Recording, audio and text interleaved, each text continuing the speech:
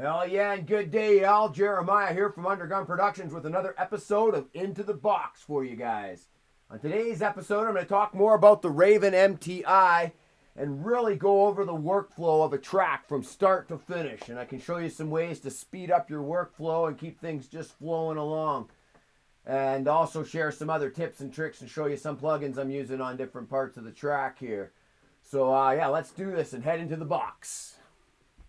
Alright, so I got this track dropped into Pro Tools here. I haven't done nothing to it, but what I've done is I've dropped it into a template that I've created. This is a track for a client of mine that I've done several tracks for, and a lot of his tracks have similar drum sounds and similar guitar tones.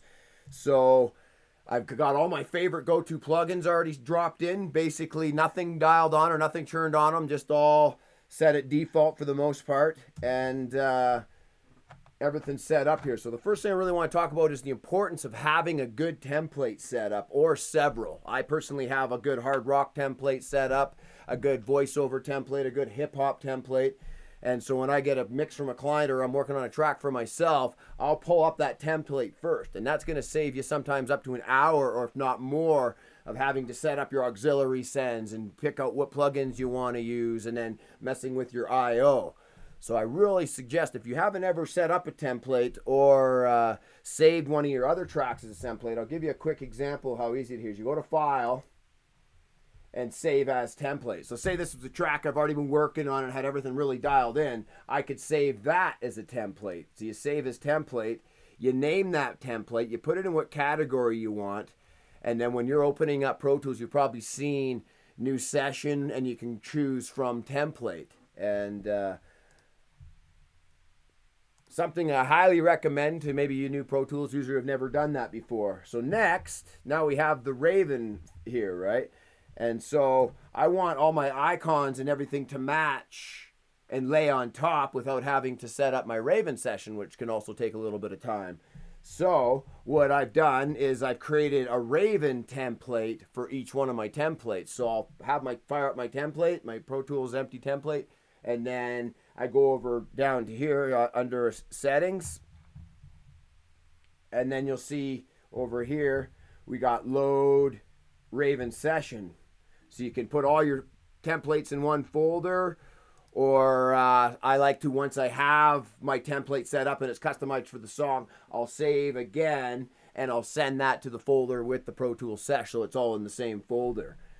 And again, I just save myself another 10-15 minutes by doing that and having everything set up the way I like it. And so now I'm going to just walk through and show you how I would flow through this track. I got everything where they want it to be, because when you import, they're not all going to go right to where you want. So I drag them where I want them because I like to be organized. Again, organization can save you quite a bit of time. And I'm just going to go right from the top here. So with this guy here, he's sent me his drums as a stereo file, and he actually sent another drum that was kind of wet. So I'll just solo this drum here.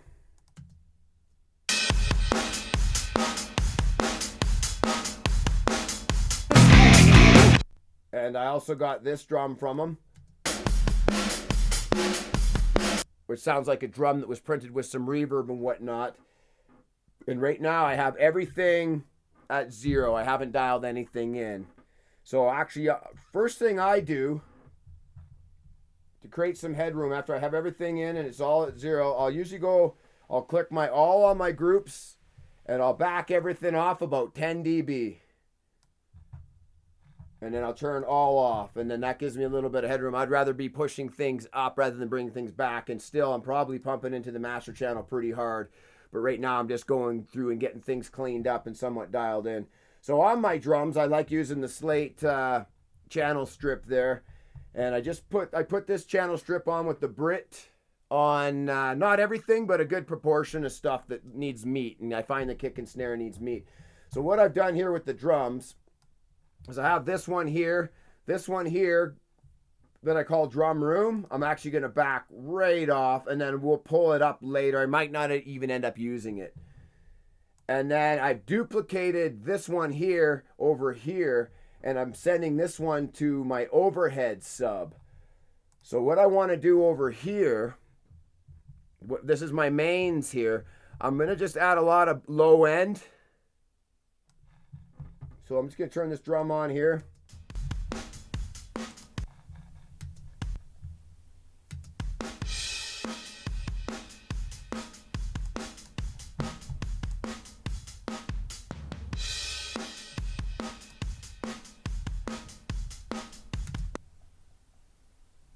I'm not doing a whole lot, just kind of bringing out the kick and a little bit of the warmth of the snare there.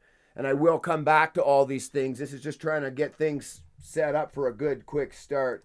I'm going to skip over that one for now. Like I said, I might not even end up using it. And now this one here, I'm setting to my high end there for all the cymbals and whatnot, even though it's exactly the same track. Rather than trying to getting everything out of one stereo drum track, I will split them into two and really work one for the high end and the other one for the low end. Kind of similar thing I've been doing with bass for a long time. And I do get quite a few clients who send me their tracks with just a stereo drum mix. So you got to work with what you got and you got to really bring out as much as you can. So I'm going to roll off everything to about 200 hertz on the high end one because we're really going to fill that in with that. And it's going to pop a little air around 15. And I'm going to turn it on and see where the cymbals and crashes are kind of riding.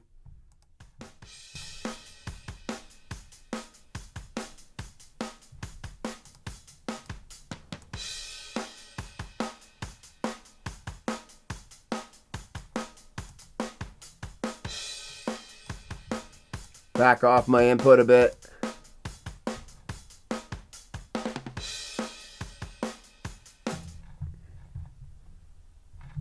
And now I'll listen to them all together here.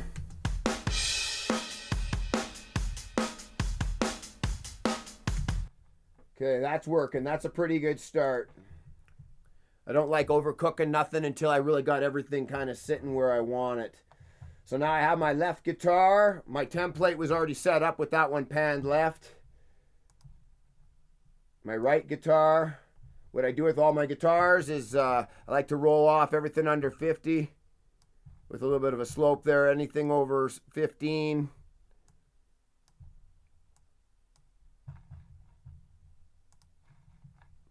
And again, this is something I could have in my template, but I save this template with nothing really done because I like to start with a track and go in. I have tried taking a template from a song that was mixed and sounded phenomenally finished and then dropped a whole new set of stems in there. And you're like thinking, oh, it's going to be so close to being done right away, but it doesn't always work that way. That's why I love my template being set up, but I also love being able to have it still just everything defaulted. And then you're going to go from there. And then on each of my guitars, I'm just going to solo both these guitars at the same time here.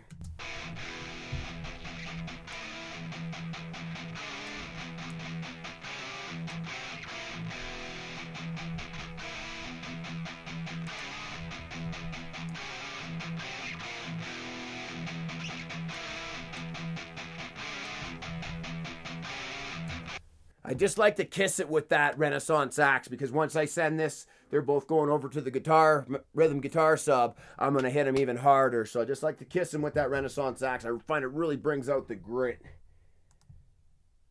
And then I got my guitar solos here. And again, I'm just rolling off some of the low end. And so now I'll show you another cool feature of the Raven here. I'll zoom in on this. I like to clean up all the in-between. If there's nothing there, I'll clean it up with the Raven. You can just give it a quick swipe, delete.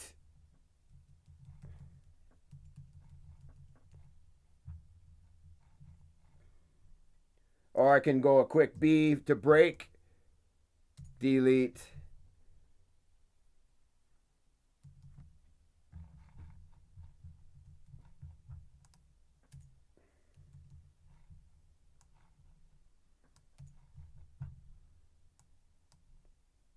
Little fades.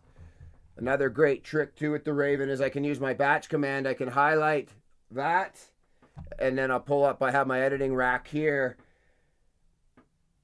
and I can create fade. So everything that I've highlighted, it'll bring up my batch. The new Pro Tools has a great batch command for that.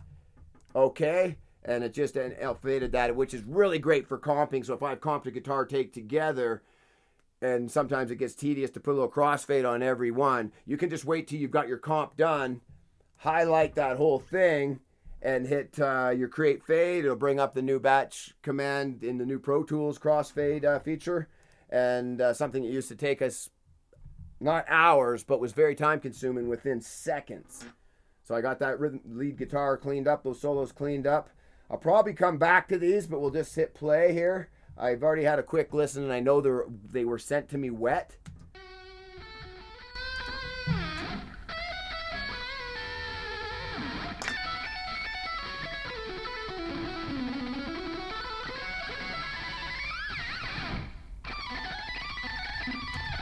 Smoking though.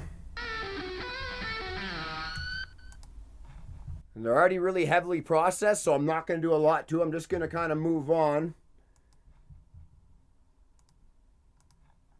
And then my bass here, it was sent to me as a stereo bass. And again, this bass was fairly heavily processed. You can see it's looks like it's already been quite heavily compressed and limited by the looks of it. So I'm not going to do much of that. Again, I just like rolling off that low end mud. Bass management's very important to keep the low end rumble and some of the high end hiss out of there. And on my first one here, I'm using a favorite plug in my Chris Lord Aljay's bass plug. And I'll just let you hear it with and without real quick while we're here.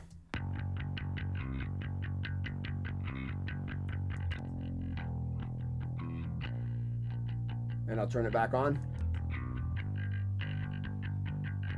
Yeah, so you can really bring out the high end, but with that top one, I'm actually going for the low end. And with my duplicate here, I'm going for the high end with a bit of distortion. So I've used another favorite plug of mine, the old Sans amp that comes with Pro Tools, and got the buzz and punch and crunch crank pretty good, and the drive. I'll just solo that one so you can hear it.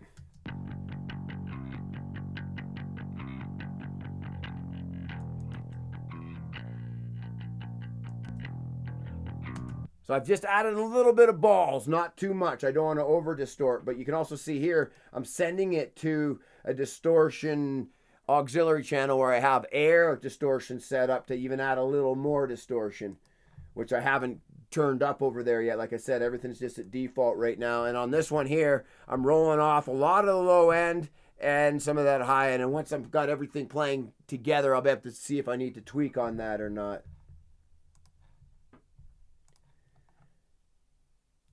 And then we got my vocals here. So I'm going to clean up. Some people will do their takes and they'll leave that mic on and they don't clean up their vocals for you. So I do believe these vocals were cleaned up really well. But a lot of times you got to do that cleanup yourself just because you want to serve the mix as best as you can, right? So again, I can zoom in here.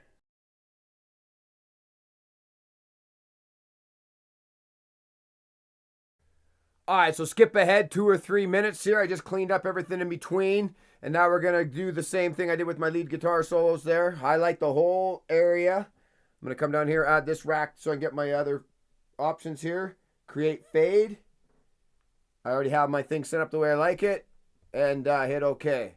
Boom. All my fade ins and fade outs are there now. I'm not going to get any little pops from sloppy edits, right? So now we got everything in place, and now I'm going to aim for my first pass at getting the levels kind of somewhat balanced. And what I've been using lately is the Raven external mixer. I really like the size of everything here. So I'm just going to go to the beginning of the track here, and I'm going to hit play in one pass. I should have everything kind of somewhat dialed in.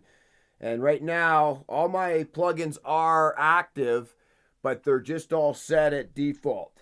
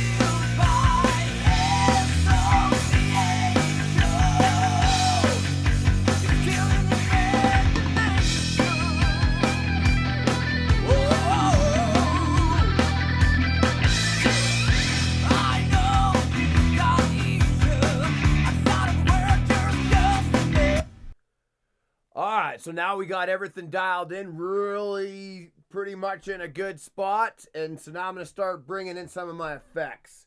And like I said, I got all my plugins already pretty much in place. Most of them are set at default. Some of them are already set at little presets, good starting points that I like to begin from. And we'll go over to the drums here. So I'm just going to swipe back. Actually, I'll just go up here, easier to navigate around here. And I have this drum going to a verb that I send a little bit to. My overhead's just a shot, because I like to get a bit more out of my snare and kick. And if I had my stems, I'd be sending way more of the snare than the kick. But when I'm dealing with a full drum mix, I kind of just got to tame back and just put a hint on there, right? Just for thickener and to lushen things up and give it a bit more space. And then, like I said, I also have this drum track here, which came and was already kind of wet to begin with. So once I'm set up, right now I got that one pulled all the way back, I will push that up. So I'm just going to solo the drums here. And I'll actually solo that one because we might even bring her in.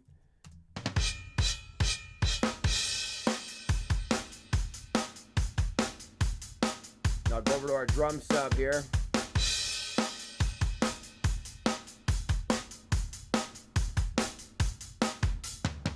Here I got a verb, and it's going over here where I've got an EQ set up, not doing a whole lot, just bumping a little bit up there and a little bit around 80, a little bump. And I got a little 2K bump and another 50 bump, and that's kind of where I like starting. And as you hear, it's already sounding good without even messing with that, so I'm not going to mess with that right now.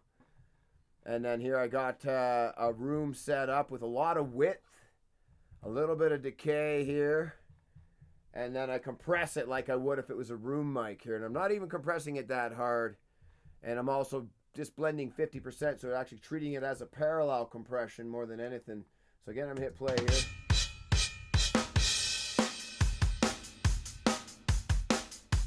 That's with it pulled completely out.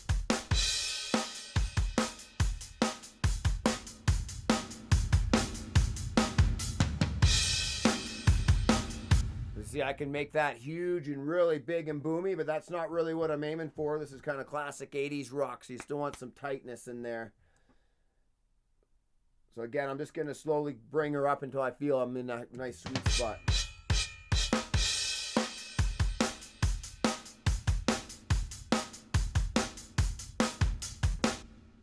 And again, also, without everything else playing, it's hard to hear how it's going to sit within context with everything. So now I also have a parallel compression set up where I'm coming over here to a favorite plugin of mine there, the Jack Joseph Pugue Child, emulating the old Fairchild there. But I really like the warmth this compressor has.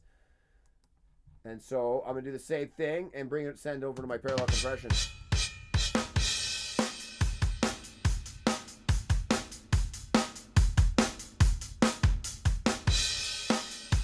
Just amazing. Now I'm going to go over here and turn up my parallel compression. Let's back her off a bit. Yeah, I'm really digging that. And now I can also turn up. But I like having it sitting back. I'm happy. I'm moving on. Now we're going to go solo the bass now.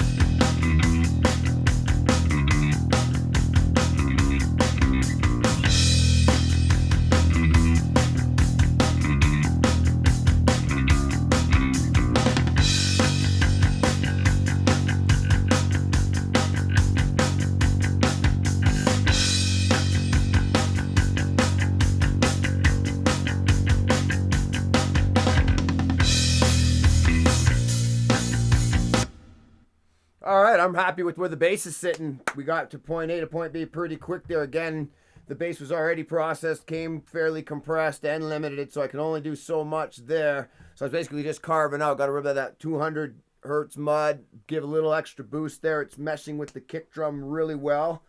I'm thinking I'm going to need more kick drum after I start editing everything in, so I'll probably head back to the drum track there and give a little spike and find that sweet spot where the kick is sitting. So now I'm going to fly back over and we're going to solo some guitars here. Rhythm guitars.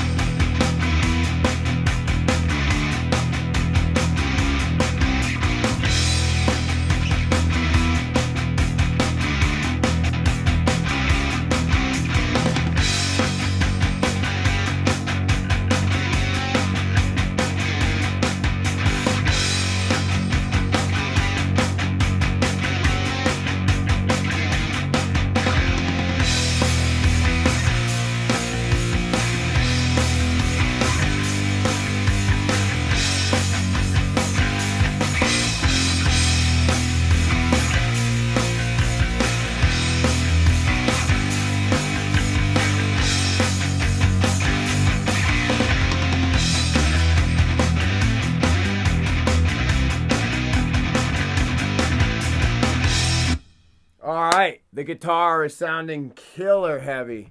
So great. So you see what I kind of did there? I threw some tape saturation on my master on the sub bus there and pulled down that Renaissance axe. Just you start getting crunchy and you can see it start a little over smoking on her. So and then I sweeped around there with my EQ, just finding that little crisp spot, the sweet spot I like to call it, and brought up that bite.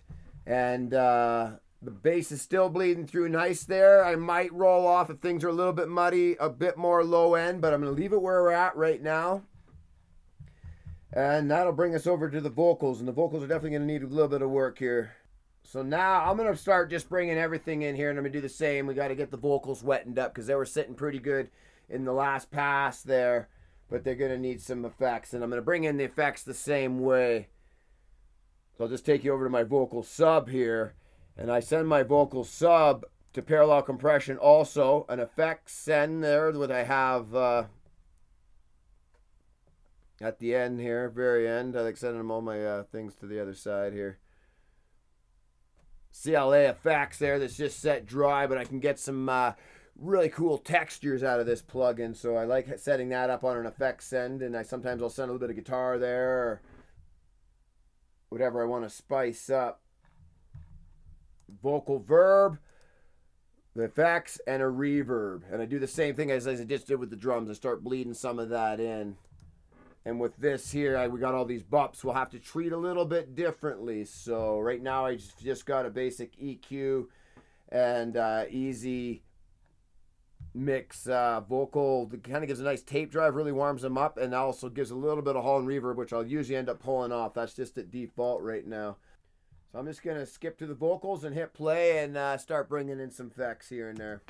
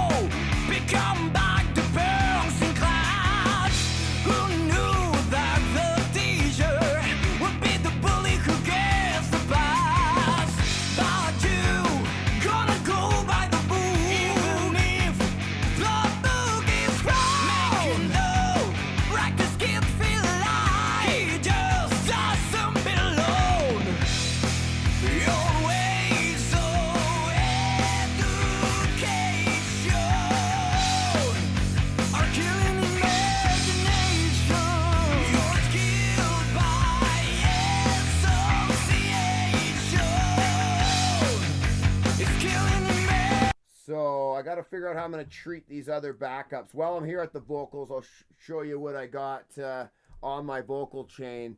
Again, I'm using the tape saturator to just, it adds a warmth, undeniable warmth to it for sure. And on my drums, I had it at 15 hips, which slows the speed of the tape down, would give you more kind of bottom end. But the vocals, I wanted a bit more cut, so I went up. And I also went with a 1/2-inch tape, which is a little thinner, right? Because I got a lot of thickness in the bass already, and the kick drum and whatnot, the low end drums. So the vocals, I want to be a bit brighter on everything else there to cut through.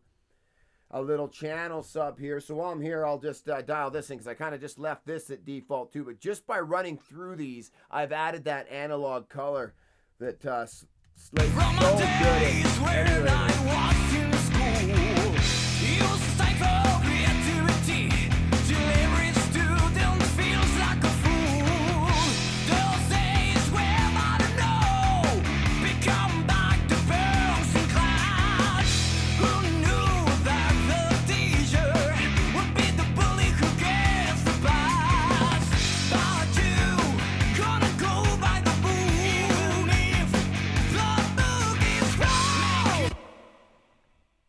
Got the de-esser kick in here. And then I'm ending with my favorite vocal plug. I tried to beat this tone that I get from the CLA Waves vocal plug, but it's hard. I always go to Rockman, and then I dial things in from there. I like to brought up a little bit of warmth here, and also through the stereo on. You see me earlier, I clicked on that, and I was just experimenting with it on and off as I was doing a playthrough, and it definitely brought out some width that I liked, so I left that there. And then here I've duplicated everything exactly the same, because these are basically lead vocals too, that just a little bit of overlapping. So I wanted to keep that overlap. So they're treated the same. But now, like I said, I got to decide how I want to treat these backups here. So I'm just going to scroll down to these, and we'll see what they're really adding to the track, and that'll help me make my decision.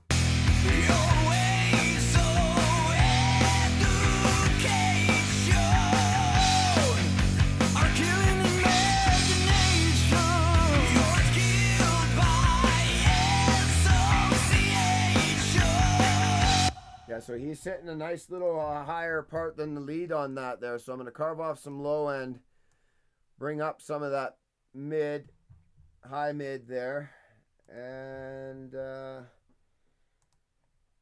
gonna go with some more easy mix here. I got one that'll work sweet on. I'm actually gonna give it stereo. Vocals. Clean and mean. And now check this out.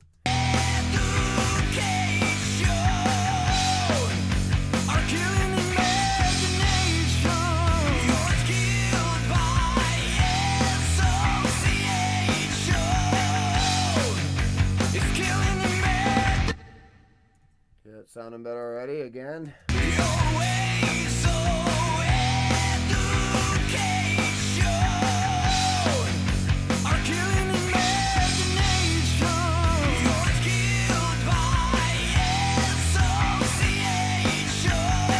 All right, so now I got the mix really well balanced. Everything's sitting good. I'm pretty happy with most of my effects. I still got a little bit of tweaking to do here and there. But what I'm going to do now is a passive automation. And so what I go do here is I arm all my faders. Right here you got your read or your write or whatever. And I go to touch. You also have the option of latch. And the difference between these two is if I'm on touch and I move the fader, as soon as I take my hand off that fader, it's going to go back to where it was before I started that automation. If I go to latch, it's going to stay where I leave it off. So if I accidentally overshoot something, take my hand off to go to the next fader, that one's going to stay up above. So when I'm doing these final tweak automations, I like to use touch. So I'll arm them all with touch and I'll highlight everything that I want to automate, which is pretty much everything, because sometimes I'll get going as I'm going and add a little tweak here and there. So I'm going to go right down to my last sub. This trick here, shift command, touch. And turn them all on touch there. So now I go to the beginning of the track. I am going to go to my big mixer here, the Raven mixer, the bigger faders. I'm going to put fine faders on, which we've talked about before. I like them at 5, around 5 there, right where I'm sitting now. All my faders are armed with fine fader now. External mixer. And actually, I'm just going to turn off, unclick down here so they're not highlighted like that. And we are going to rock her. Basically, there's going to be some vocal animations, a little bit of guitar, the leads.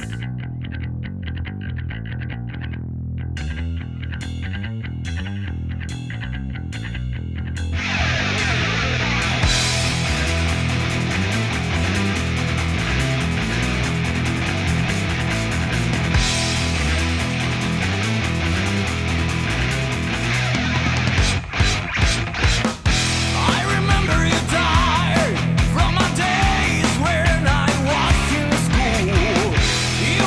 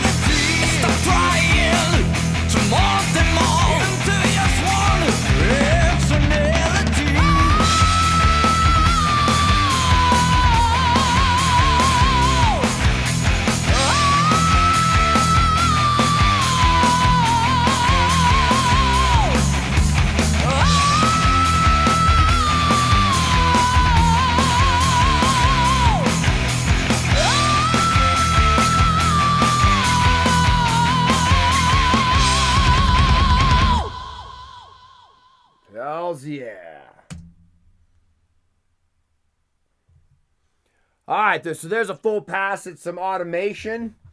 I slipped on the one solo there, so I'm just going to go back over there real quick.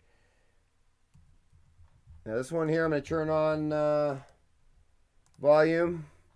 Yeah, you can see right where I slipped there. So a quick trick to make that a quick fix. So I want from about there. Just pull that up a bit. And then I'll even delete a couple of those automation points.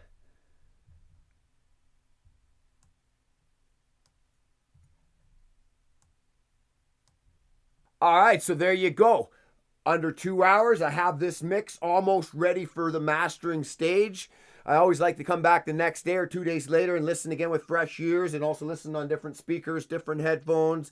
And I usually always do make some tweaks catering to that. And then I'll do the same with the master. I'll come back a day or two later, listen on both sets of speakers when I'm mastering with the headphones on, make sure things are balanced in the headphones, and go from there. But the key is to get in, get things rolling here. Like I said, you see I have one hand riding the mouse, one hand riding the fader, both ears always listening, and you're just kind of, as you're going, you're always moving.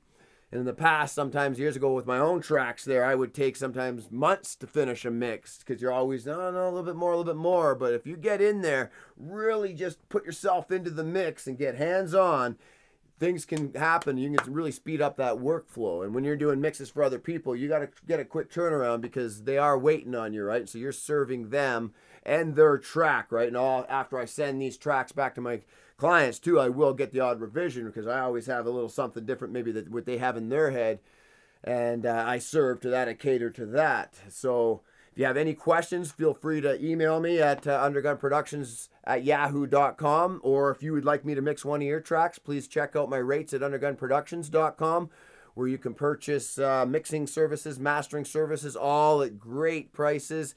And like you've seen here, I can give you a very quick turnaround and a very good fat result for your mix to bring your mix to the next level.